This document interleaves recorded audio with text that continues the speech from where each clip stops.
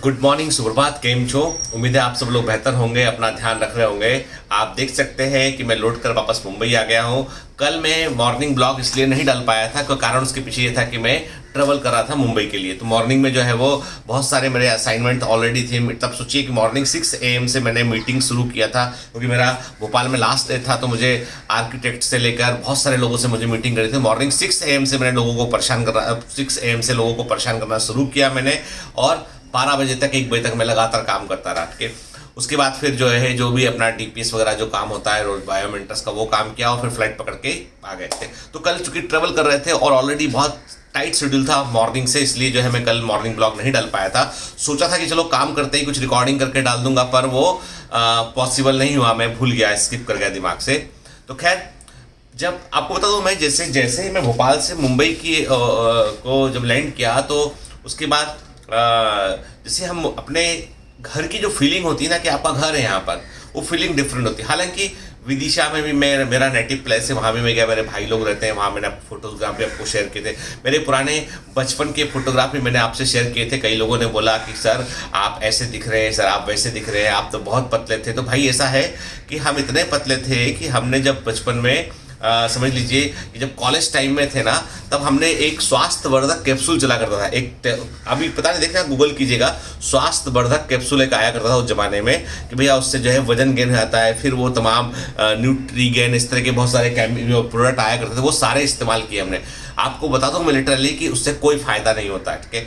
Dabur restaurants भी पिया, झंडू पंचारिस्ट भी पिया कि भाई चलो थोड़ा सेहत गेन हो जाए, है ना। लेकिन वो जिम भी ज्वाइन किया। आप जिम ज्वाइन करके जो है वो, तब आप सोचा कि चलो भाई अब वो जिम ज्वाइन करके तो देखा कि वहाँ तो सारे अधिक वजन के लोग अपने वजन कम करने के लिए आ रहे हैं, और कोई ऐसे व्यक्ति बहुत कम है जो कम वजन के और अपना वजन बढ़ाना चाहते हैं, ठीक है। तो finally whatever the reasons, पर मैं दुबला रहा, है ना। उसके बाद आज मुझे जो है वो इस बात के लिए मेहनत करना पड़ता है, दौड़ना पड़ता है, भागना पड़ता है, मॉर्निंग वॉक करना पड़ता है कि मेरा वजन जो है वो मेंटेन रहे, कम हो जाए। बल्कि अभी लॉकडाउन के दौरान 4-5 किलो मेरा वजन बढ़ गया, और जिसके चलते मुझे लगता है कि हाँ, थोड़ा सा मतलब अनकंफर्टेबल तो फीलिंग होती है, क्योंकि शुरुआत से मैं फिटनेस को लेके एकदम जो है वो कॉन्शियस रहा हूँ। लेकिन अभी ये लॉकडाउन हुआ, एक्टिविटी कम हुआ, मूवमेंट कम हुआ, इसके चलते जो है वो सफ़र करना पड़ा। पर अब दोबारा ज़िंदगी ट्रैक पे आती चली जा रही है। तो अब मैंने सोचा है कि मैं अपना 5-6 किलो वजन अपना लूज़ करूँगा, वेट लूज़ करूँगा। आप भी जो ओबेस हो वो साथ में वजन लूज़ करने के चलो अपन कोशिश करते हैं, है ना, कौन कितना लूज़ करता है। और जो दुबले पतले हैं वो चिंता ना करें भाई, एक दिन ऐसा भी आएगा आपकी ज़िंदगी में कि आपको वजन लूज़ करने के लिए दौड़ना पड़ेगा, ठीक है ना। वो केवल मेटाबॉलिक रेट के कारण होता है। जब आप यंग होते हैं ना, तो आपका मेटाबॉलिक रेट बहुत हायर साइड रहता है, तो उसमें आपका कैलोरी अधिक बर्न होता है, ठीक है। आपका बॉडी अधिक कैलोरी बर्न करता है जो है। तो कई लोगों का मेटाबॉलिज्म हायर साइड होता है, तो उसको लेकर चिंता ना कीजिए, क्योंकि देखिए देखने से आपके फिजिक्स से उतना, देखिए फिजिकल फिटनेस जरूरी है आपकी अच्छी लाइफ के लिए, ठीक है, लेकिन सक्सेस का उससे कोई संबंध नहीं है, ठीक है ना। इसलिए आप देखो कि फेयर एंड लवली के एड के विज्ञापन पर भी सरकार ने रोक लगा दी कि भाई कि वो विज्ञापन जो है वो ठीक नहीं है, वो जो है वो रेशियल डिस्क्रिमिनेशन का एक प्रकार से प्रतीक है, गोरे काले के बीच भेद जो है वो ठीक नहीं है। तो वो एक अलग मुद्दा है।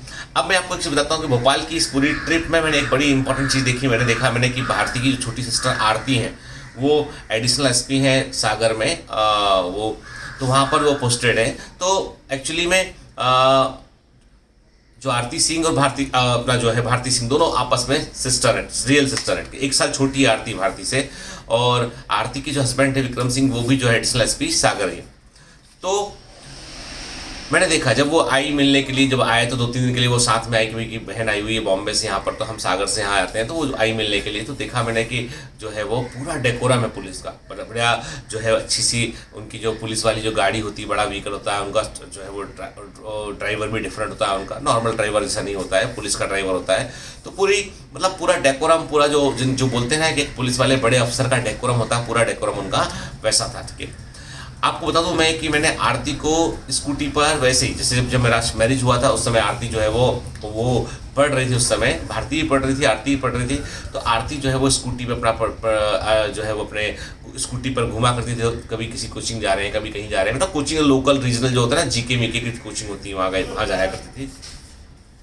तो वो स्कूटी से लेकर जो बड़ी वाली पुलिस की जो गाड़ी है, जो बोलेरो या जो भी whatever the vehicle they are assigning to the police officer, वो जो बत्ती वाली गाड़ी है, वहाँ तक पहुँचने का सफ़र मैंने अपनी आंखों से देखा है। और मैंने एक ही चीज़ देखी है कि मैं, यदि कोई मुझसे बोले कि आरती बहुत जीनियस है, तो मैं बोलूँगा आपसे कि आरती बहुत लेबोरियस है, बहुत मेहनती है, बहुत ही डिटरमाइंड है। डिटर्मिनेशन उसका बहुत स्ट्रांग है, बहुत मेहनत किया उसने। मैंने आंखों से देखा है। मैं ये नहीं बोलता हूँ कि वो बैठ गई, एक से एग्जाम निकल गया, अचानक चमत्कार हो गया, कोई जीनियस है, तो ऐसा नहीं है। जीनियस लोग एग्जाम नहीं निकालते हैं। आपको तो जीनियस लोगों का सबसे सक्सेस रेट वो देख लीजिए। आप कभी यूपीएससी का आप रिजल्ट उठा के देखेंगे ना, आप पाएंगे कि यूपीएससी में मोस्ट ऑफ द लोग जो सिलेक्टेड है ना, वो सिलेक्टेड लोग जो है वो हैं जो मेहनती हैं। आप एक्सट्रीमली इंटेलिजेंट हैं या ना हो उससे फ़र्क नहीं पड़ता है, लेकिन आप मेहनती नहीं है, इससे बहुत ज़्यादा फर्क पड़ता है। हैं तो निकलेंगे, नहीं है तो नहीं निकलेंगे।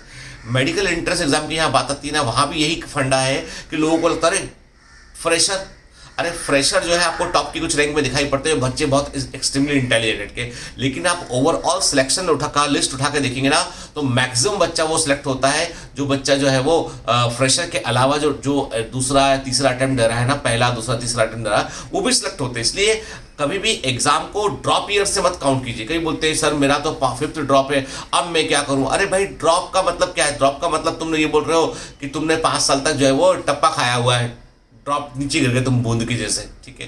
तो भाई ऐसा है ना कि निकलने के लिए एक अटेम्प्ट काफ़ी होता है। आप 1 साल अच्छे से पढ़ लीजिए, एग्जाम निकल जाएगा। अब 5 साल तक आप सेम तरीके से मेहनत करते रहेंगे, सेम प्रोसेस फॉलो करेंगे, कैसे एग्जाम निकलेगा, ठीक है। पहले अपने आप को बदलिए आप, ठीक है। और अपने आप को बदलने पर एक कहानी मुझे याद आ गई यहाँ पे। एक बार छोटे बच्चे जो होते हैं वो अपने दादाजी के पास जाते हैं, बोल दादाजी। हाँ बेटा बोलो, कुछ बताओ ना अपनी ज़िंदगी के बारे में। दादाजी थोड़े गंभीर हो जाते हैं, है ना, एक आध आंसू भी निकल आता उनके। दादू आप रो रहे हो क्या? नहीं बेटा, मैं रो नहीं रहा हूँ, मैं चलो तुमको अपनी ज़िंदगी के बारे में बतलाता हूँ। बोले वो, जब मैं तुम्हारे बराबर छोटा बच्चा था ना, तो मैं बहुत मस्ती करता था, इधर से उधर दौड़ता रहता था, और मेरे दिमाग में मेरे बहुत सारे ख्वाब थे। आसमान की तरफ देखता था, सोचता था यहाँ उड़ के ऊपर पहुँच जाऊँगा, मैं अंतरिक्ष में खोज करूँगा। मैं सोचता था कि मैं पूरी दुनिया को बदलूँगा। छोटा बच्चा था तो मैं सोचता था कि मैं पूरी दुनिया को बदल कर रख दूँगा, ऐसा आदमी बनूँगा मैं। जब मैं थोड़ा बड़ा हुआ, थोड़ी समझ आई, तो मुझे लगा, समझ में आई बात कि दुनिया तो बहुत बड़ी है यार, कई सारे देश है इसमें, 180 से ऊपर देश इसके अंदर प्रेजेंट है, बहुत सारे कंट्रीज हैं, और इतनी बड़ी दुनिया को बदलना मुश्किल है। तो मैं एक काम करता हूँ, मैं ऐसा आदमी बनूंगा कि अपना देश बदल दूँ मैं, ठीक है। थोड़ा और बड़ा हुआ मैं, तो बात समझ में आई कि यार देश तो बड़ा अलग अलग तरह के लोगों से मिलकर बना हुआ है, देश बहुत बड़ी चीज़ होती है, उसको बदलना जो है इतना आसान नहीं है। तो एक काम करता हूँ, मैं अपने शहर को बदलूंगा, अपने टाउन को बदलूंगा। मैं इस टाउन में मैं सबसे कुछ कर दिखाऊंगा। थोड़े समय के बाद और बड़ा हुआ तो मुझे समझ में आया कि यार टाउन को बदलना भी बड़ा मुश्किल काम है, चलो अपने आसपास के लोगों को बदलते हैं। मैंने बहुत कोशिश किया, फिर समझ में आया कि किसी और को बदलना पॉसिबल नहीं है। जब तक मैं आधी उम्र का गुजार चुका था, 50-55 साल का हो चुका था, समझ में आया कि लोगों को बदलना इतना आसान नहीं है। तो एक काम करता हूँ, खुद को बदल लेता हूँ। और जब मैंने ये सोचा खुद को बदलने का, तब मैं बूढ़ा हो चुका हूं। तो मुझे एक बात समझ में आई कि बेटा,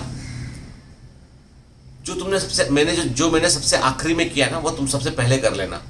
तुम पहले खुद को बदल लेना, क्योंकि देखिए देश तभी बदलेगा, दुनिया तभी बदलेगी, नगर तभी बदलेगा, आसपास के लोग तभी बदलेंगे जब आप अपने आप को बदलेंगे।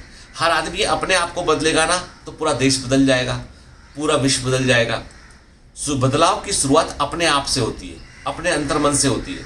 हमें सबसे पहले अपने अंदर की लड़ाई को जीतना होता है, बाहर की लड़ाइयों को भूल जाइए। पहले आपके अंतर्मन में आपके अंदर ही एक लड़ाई चल रही होती है कि करूँ ना करूँ, क्या होगा मेरा, मैं ये हो गया तो क्या होगा, वो हो गया तो क्या होगा, ये क्या बोलेगा, वो क्या बोलेगा। आपके अपने अंतर्मन के अंदर एक लड़ाई चल रही होती है, उस लड़ाई को पहले जीत लीजिए। डिप्रेशन को लेकर मैंने भारती से बात की, तो भारती बताने लगी कि डिप्रेशन जो है वो एक्चुअली में, यदि आप डिप्रेस्ड हैं तो मतलब आप अपनी खुद की वैल्यू को कम आंक रहे हैं। सुनिए बात ध्यान से, यदि आप डिप्रेस्ड हैं तो आप अपनी खुद की वैल्यू को कम आंक रहे हैं, अपने आप को कम आंक रहे हैं, अपने आप पर आपका यकीन चला गया है, और आप चाहते हैं कि दुनिया आप पर यकीन करे। जब आपका अपने आप पर यकीन चला गया और आप चाहते हैं दुनिया अपने आप पर यकीन करे, तो क्या ये सही है? क्या कोई करेगा ऐसा? नहीं करेगा ना। कॉमन सेंस की बात है। तो डिप्रेस होना बंद कर दीजिए, संघर्ष करना शुरू कर दीजिए, लड़ाई लड़िए। डार्विन भी कहते हैं ना, सर्वाइवल फॉर एग्जिस्टेंस के अस्तित्व के लिए जो है वो स्ट्रगल फॉर एग्जिस्टेंस के अस्तित्व के लिए संघर्ष करना पड़ता है। सर्वाइवल ऑफ द फिटेस्ट, जो बेहतर होगा वो जीवित रहेगा और उसी का नेचुरल सिलेक्शन होगा। ठीक है, struggle for existence, survival of fittest and natural selection, ये स्टेप्स हैं पूरी, हमको इनको फॉलो करना है। हमको अपने आप को प्रूफ करने के लिए, अपने बेहतर को निकालने के लिए हमेशा जो है वो स्ट्रगल करना पड़ेगा अपने अस्तित्व के लिए। जो बेहतर होगा वो आगे बढ़ेगा, तो बेहतर बनने की कोशिश करनी पड़ेगी, है ना।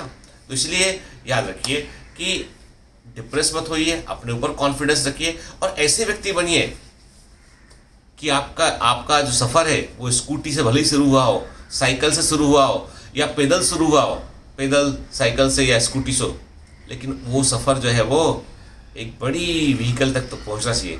यदि आप सिविल सर्विस की तैयारी कर रहे हैं तो निश्चित तौर पे आपके पास में सरकारी व्हीकल हुआ जिसमें कि जो है वो बाकायदा आपके जो है पद की पोस्ट प्लेट लगी होगी, बत्ती होगी ऊपर, एक अलग ही चार्म है उस गाड़ी में,